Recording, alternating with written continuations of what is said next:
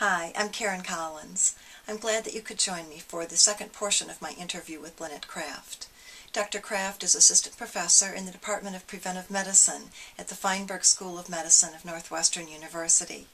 Her work involves the role of physical activity in promoting mental well-being, including as part of the treatment plan for people diagnosed with depression.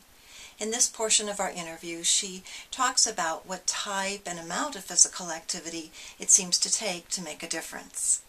When you were looking at what constitutes the kind of exercise that has this impact, but you said whether it's aerobic or whether it's strength training, same, intensity, time, length of duration that you're doing it, whether it's 15 minutes or half an hour, it's the same.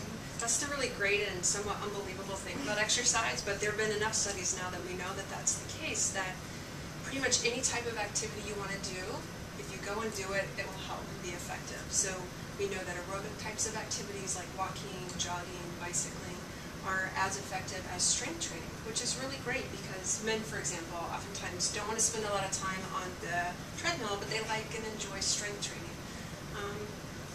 And there are some women that enjoy strength training as well, but it's nice to know that, pick an activity that you enjoy and start with that.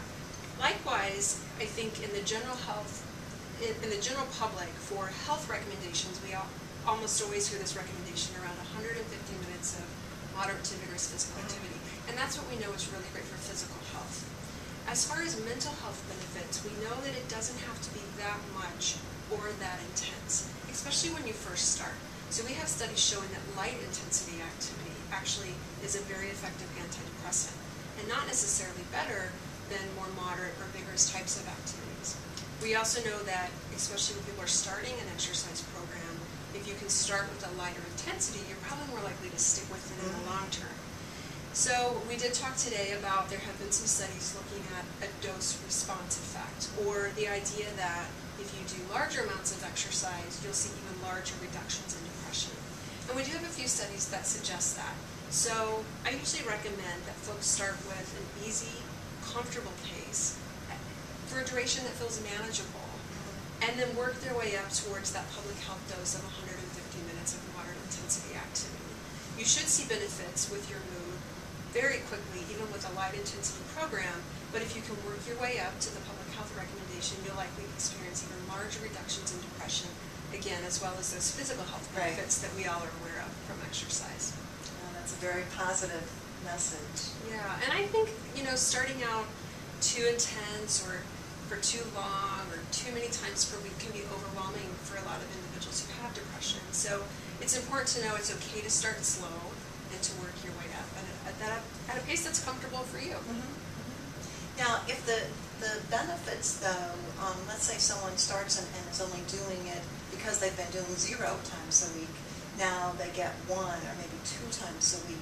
That's a pretty long interval between periods. Are they going to be feeling anything, or should they know, I'm not going to feel much, but I'm building my way where it will matter? I mean, what should they expect if all they're doing is 1 or 2 days? Yeah, that's a really good question, and I think it's interesting. We have some research to show that folks who engage in, let's say, a longer-term program, an 8-9 week program, even if they're only doing it once or twice per week, that at the end of that 8-week period, they report less depressive symptoms. So we know in the long term it's okay to initially start that way, but you raise a very good question. Am I going to feel any different in the moment or in the day-to-day if I'm only doing it once or twice a week? What we generally hear patients say is that they definitely notice a mood benefit later in the day. If they do, let's say, exercise in the morning, they generally will notice that the mood benefit lasts throughout the day. So they definitely feel different on the day that they're doing the exercise. And then, again, over time, they start to feel regularly better. So you may not notice dramatic improvements straight away, but at least you should feel better on the days that you're... So if I walk today, and it's Monday, hopefully I'll feel better today. I shouldn't be surprised if I'm not feeling great on Wednesday if I haven't walked since Monday, but a month from now, on Wednesday, when I walked on Monday, I may actually still be feeling better. Is that in theory, reasonable? Yeah, that's a reasonable assumption, and we don't have a lot of data around the exact question that you're asking.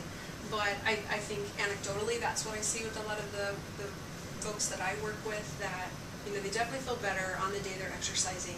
And oftentimes it's very reinforcing. So you realize, oh, I felt better yesterday because I exercised, so maybe I will go for a short walk today.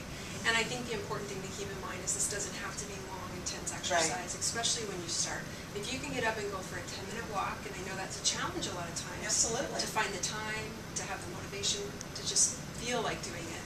But if you can do that, you will gradually start to feel better. And it's very consistent. We have very few trials where folks haven't reported any improvement in their depressive symptoms following an exercise intervention. Boy, just think if there, can you imagine the drug approval? I If there know, was a right? drug that worked for that percent of people. Exactly. There is no medication that works at that That's percentage right. rate.